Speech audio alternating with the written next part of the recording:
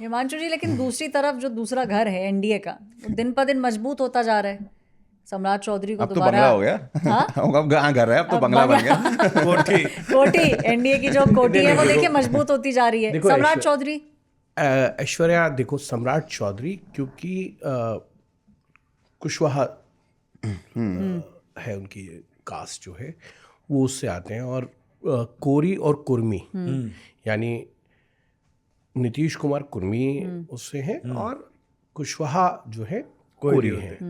तो लव कुश कहा जाता है इनको बिहार की पॉलिटिक्स में। तो नीतीश कुमार इसकी पॉलिटिक्स करते रहे हैं, फिर उन्होंने उसमें बाद में एडिशन किए। लेकिन सम्राट चौधरी ने पिछले 1.5 साल के अंदर अगर आप देखेंगे तो बहुत अच्छे से स्मूथ ट्रांजिशन किए।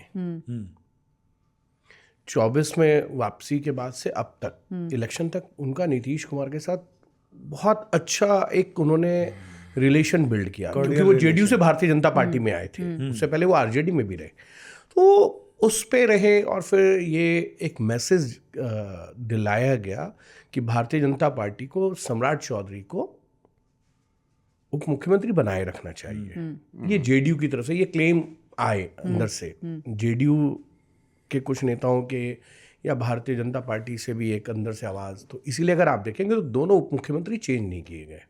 आप कह रहे हैं अंतरात्मा की आवाज़ थी क्या ये? नहीं, अंतरात्मा की नहीं होती है ये। एक कॉलिशन में जब आप चलते हैं ना, नीतीश कुमार क्योंकि मुख्यमंत्री थे तो वो 17 में जब एक बार फिर से एनडीए के साथ आए तो इसी चीज़ पे आए कि सुशील मोदी के साथ जो है वो सरकार में रहेंगे।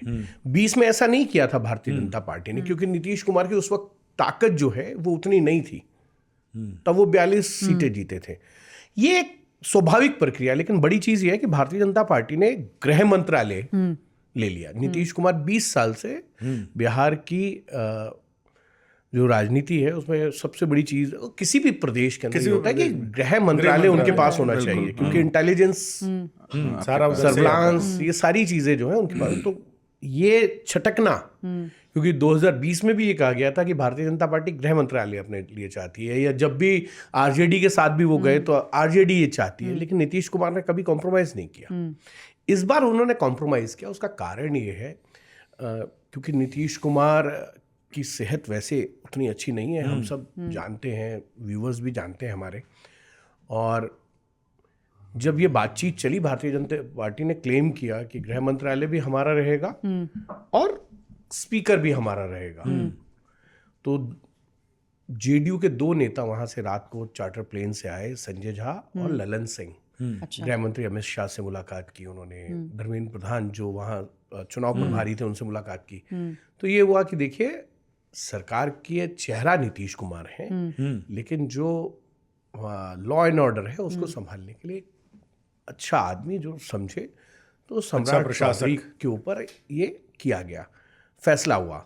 और उस पर नीतीश कुमार को मनाने की जिम्मेदारी जो है वो ललन सिंह और संजय झा ने निभाई।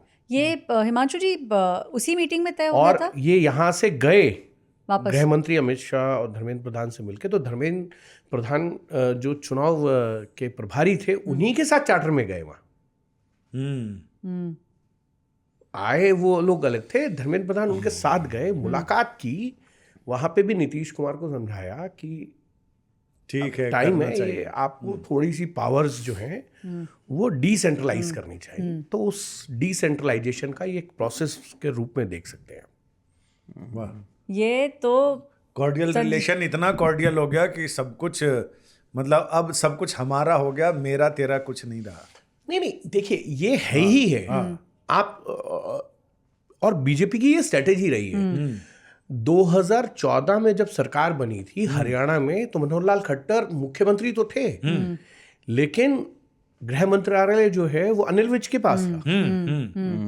तो ये भारतीय जनता पार्टी इस तरीके के एक्सपेरिमेंट करती रही, बिल्कुल चेक एंड बैलेंस के लिए, तो वो होता है। Reporters of